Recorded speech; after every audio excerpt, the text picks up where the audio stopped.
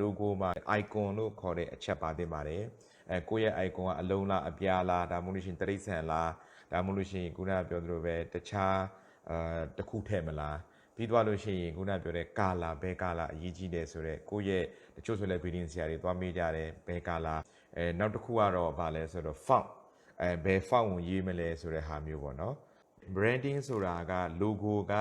branding မှာခင်ဗျဆိုတော့ကိုယ့် logo ကိုလူများများသိအောင်လုပ်မှကိုယ့် brand ကပေါက်မှာ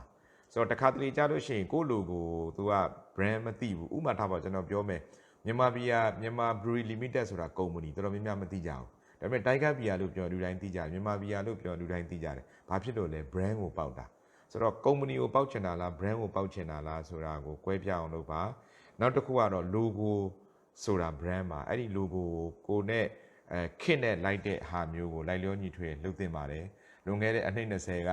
အမှလူပြန်တော်ဗတယ်များသွေးဆေးဆိုတာရှိခဲ့ပါတယ်အနှစ်20တော့မကအနှစ်340ရရှိခဲ့ပါတယ်ဆိုတော့အဲ့ဒီလူပြန်တော်ဗတယ်များသွေးဆေး logo ကဒီအချိန်မှာကျွန်တော်တို့ပေါက်ချင်မှပေါက်တော့မယ်ဆိုတော့ Tiger ရဲ့ brand ကိုပဲကျွန်တော်ပထမဆုံးပြောပြပါရစေဘာဖြစ်လို့လဲဆိုတော့ Tiger Beer ဟိုးအရင်တုန်းကကျွန်တော်နဲ့အသက်မတိမ်မရင်းလုပ်တဲ့လူတွေသိပါလိမ့်မယ်ကျွန်တော်တို့ဒီ brand ကအုံးပင်မှာအုံးသီးလေးပါတယ်အုံးပင်နောက်တစ်ခုကကြားကလည်းနည်းနည်းလေး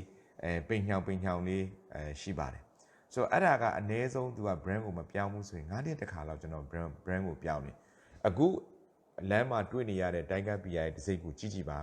ဘာဖြစ်လို့လဲဆိုတဲ့အခါကျတော့ကြားကပို့ပြီးတော့ငယ်သွားတယ်ပို့ပြီးတော့နှုတ်သွားတယ်ကျွန်တော်ခေတ္တကဆိုရင်ဘာလုပ်ရလဲဆိုတော့အုံးပင်ပေါ်ကအုံးသီးကိုဖြုတ်တယ်ဘာဖြစ်လို့ဖြုတ်တာလဲလို့ကျွန်တော်ပုတ်ချာမေးတယ်အဲ့ဒီအုံးမင်ပေါ်ကအုံးသီးပြုတ်ကြရင်တဲ့ကြားခါချိုးမှာမှုလို့တဲ့အားကြောင့်အဲ့ဒီအုံးမင်ပေါ်မှာအုံးသီးကိုမထားတော့အရင်တော့ကတိုက်ကားမှာအုံးမင်ပေါ်မှာအုံးသီးပါတယ်